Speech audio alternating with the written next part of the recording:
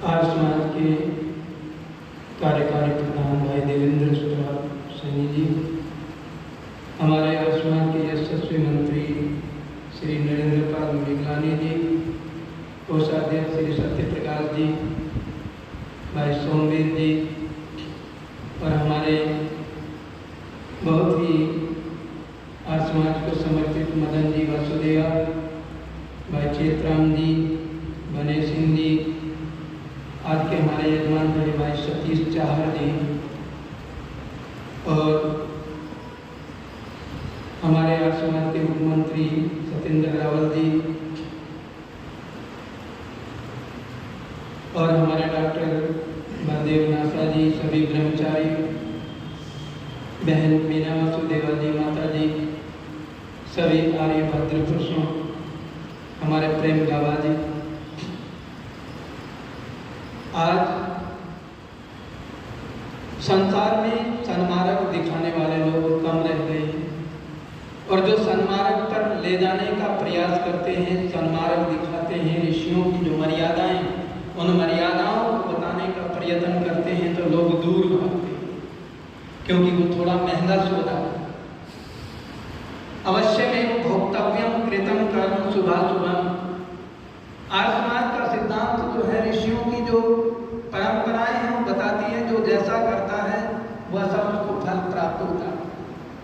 परंतु कुछ तथाकथित लोगों ने अपने इस वैदिक वाङ्मय में अनेकों प्रकार के मत पंथ और संप्रदाय को थोप दिया।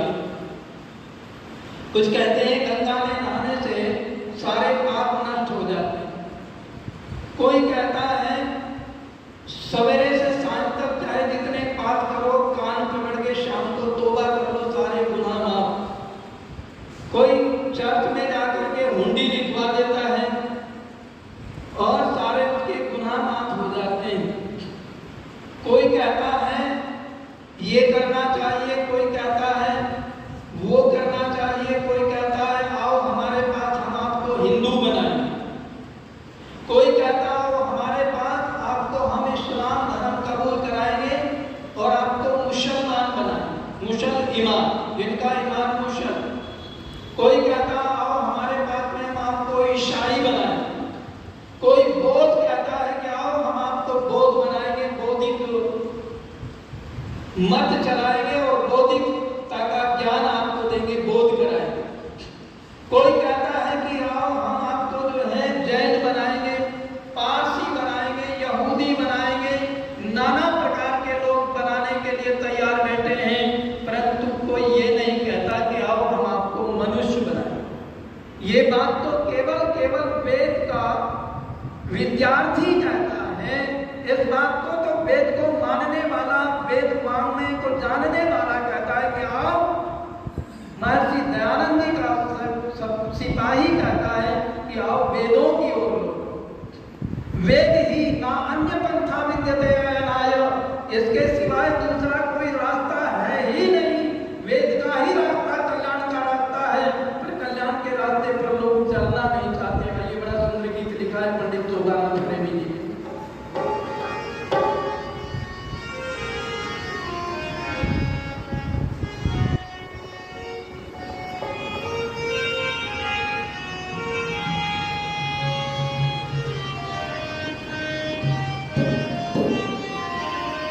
आज उलझन में उलझी है दुनिया, कोई सुलझाने वाला नहीं है। आज उलझन में उलझी है दुनिया, कोई सुलझाने वाला नहीं है। पथ से भटकाने वाले को, पथ से भटकाने वाले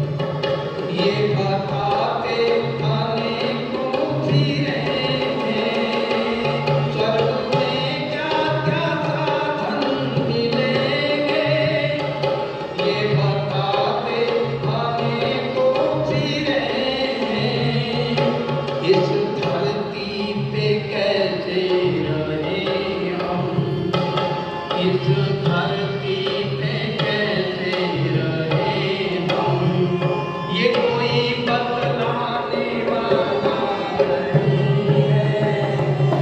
आज खुद धरती खुद दुनिया, कोई सुलझाने वाला नहीं है। सत्य भटकाने वाले सारे मार्ग दर्शाने वाला नहीं है। आज उलझन में उलझी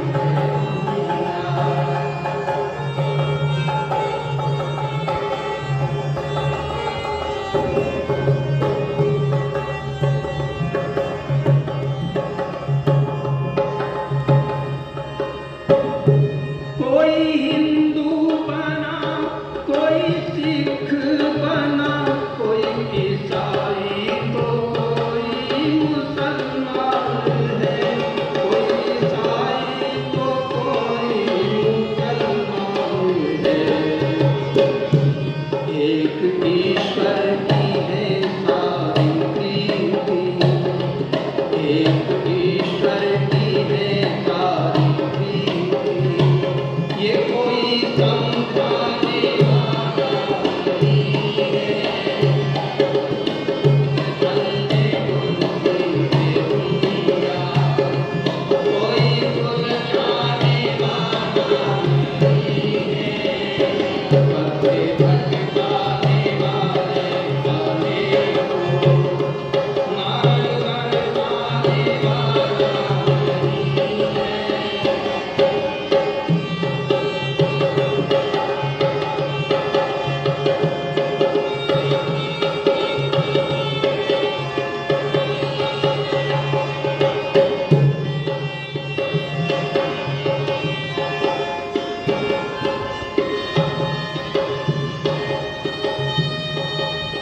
भूगोली खगोली के ज्ञाता बने, जिसको जानना था उसको जाना नहीं। भूगोली खगोली के ज्ञाता बने, जिसको जानना था उसको जाना नहीं। भूल करते हैं भूलों के प्रेमी, भूल करते हैं भूलों के प्रेमी, कोई पछताने वाला नहीं है। आज उलझन में उलझी है दुनिया, कोई सुलझाने वाला नहीं है। पथे भटकाने वाले वाले को मार्ग दर्शाने वाला नहीं है। आज उलझन में उलझी है दुनिया, कोई सुलझाने वाला नहीं है।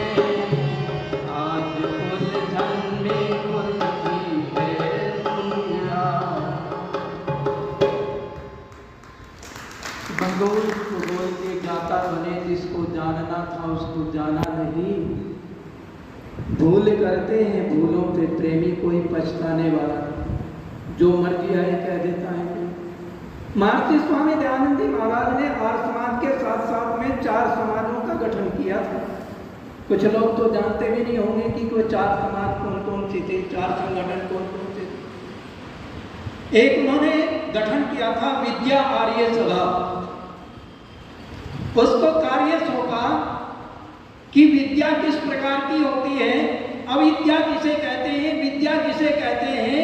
अविद्या और विद्या का आभास लोगों को कराएं और विद्या से छुड़ाकर, अविद्या से छुड़ाकर विद्या को उनमें स्थापित करें। ये विद्वानों का काम है। तो उसमें उन्होंने विद्या आर्य सभा का गठन किया। और आज जो अयोग्य लोग बैठे हैं ना, कुछ का कुछ भोंक देते हैं, मंत्री बना करके बैठा दिए हैं, विधायक बने बैठे हैं, सांसद बने बैठे हैं, जिन्हें बोलने का पता नहीं है, संसद में बैठकर ही आंख मार रहे हैं। ऐसे ऐसे निकम्मे लोग कुछ का कुछ बोल रहे हैं जिन्हें पता नहीं है बोलने का। संसद में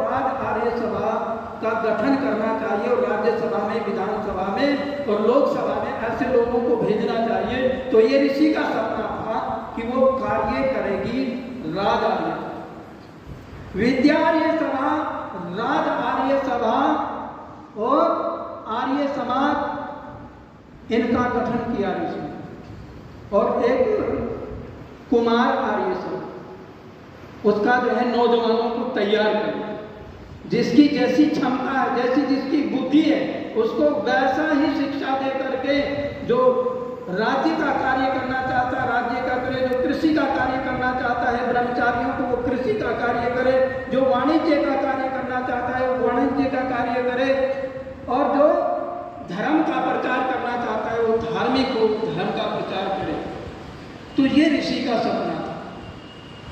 परंतु आज वो हमारी विद्यार्य सभा, राजार्य सभा, धर्म आर्य सभा, वो धर्म किसको कहते हैं, अधर्म क्या है, वो सब जो है लुप्त होकर के बैठे। तभी तो आज धर्म आर्य सभा नहीं, अधर्मी लोग कुछ का कुछ बोल देते हैं। एक पाखंडी, 3 पाखंडी है, 3। महर्षि स्वामी दयानंद जी ने ऐसे पाखंडियों को क्या कहा है, लाल भुजक्कड़। लाल भुजक्कड़ की कथा एक सत्याग्रह प्रकाश में स्वामी जी ने दी। सारे लोग जो थे अनपढ़ लोग थे, जानते नहीं थे।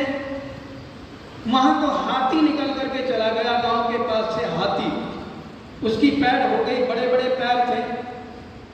अब सबने विचार किया कि यहां तो कौन गया, क्या हो सकता है, चलो लाल भुजक्कड़ से पूछते हैं। लाल भुजक्कड़ को बुलाया गया और लाल भुजक्कड़ पहले तो रोने लगे, बहुत देर तक रोते रहे और फिर बड़े जोर जोर से ठाके लगा करके हंसने लगे। लोगों ने पूछा क्या बात है, आप पहले हंसे हो ठाके लगा करके, पहले रोए हो फिर हंस रहे हो, ये क्या कारण है?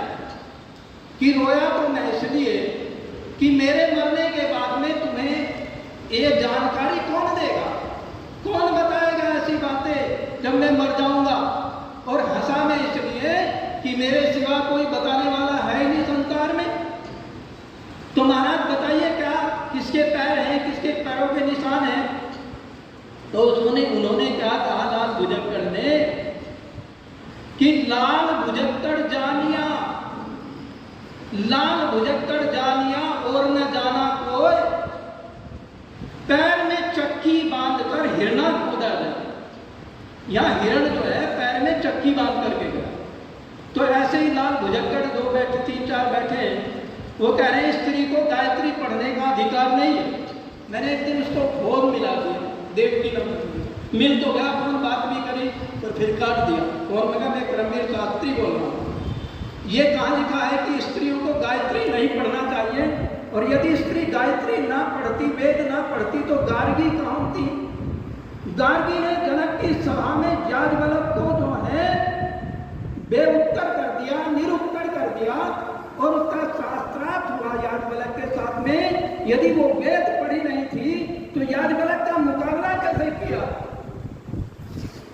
और फिर मंडन मिश्र की पत्नी, जिसका शास्त्रार्थ जो है उन शंकराचार्य के साथ में हुआ, विद्या भारती, और वो निर्णायक बनी, जज बनी दोनों के बीच में जब शास्त्रार्थ चल रहा था। और उन्होंने कहीं जाना हो गया तो दोनों के गले में एक फूलों की हार पहना दिए और आकर के देखा तो उनके पति के जो गले में हार था वो मुरझा गया, क्योंकि उनको क्रोध आया किसी बात पर, शरीर गर्म हो गया, शरीर की हीट बढ़ी और वो फूल मुरझा गए। उसने परख लिया कि ये हार गए।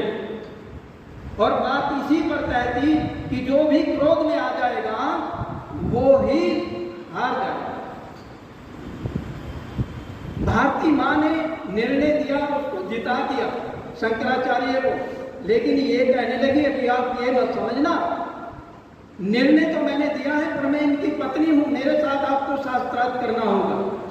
और मंडन मिश्र की पत्नी ने, भारती ने शंकराचार्य को शास्त्रार्थ में हरा दिया। तो मतलब वो कैसे हराया उसने, यदि वो वेद पढ़ी हुई नहीं थी? अनुसुईया, अनेकों, माता गार्गी, कात्यायनी, अनेकों उदाहरण मिलते हैं। पर ये दुष्ट कह रहे हैं कि उनको गायत्री नहीं पढ़ना चाहिए, गायत्री मंत्र का उच्चारण नहीं करना चाहिए, और बैठे हैं, कैसे बैठे हैं कि हाँ महाराज सत्य वचन है, सब यही कहने वाले हैं। बाल की खाल तो उतरती है कहाँ पर? आसमान के सत्संग में। अगर मेरे मुंह से कोई बात गलत निकल जाए तो निर्णय लेने वाले बहुत बैठे हैं, पूछेंगे बाद में ये क्या है, लेकिन वहाँ तो सत्य वचन है। आओ एक गीत और।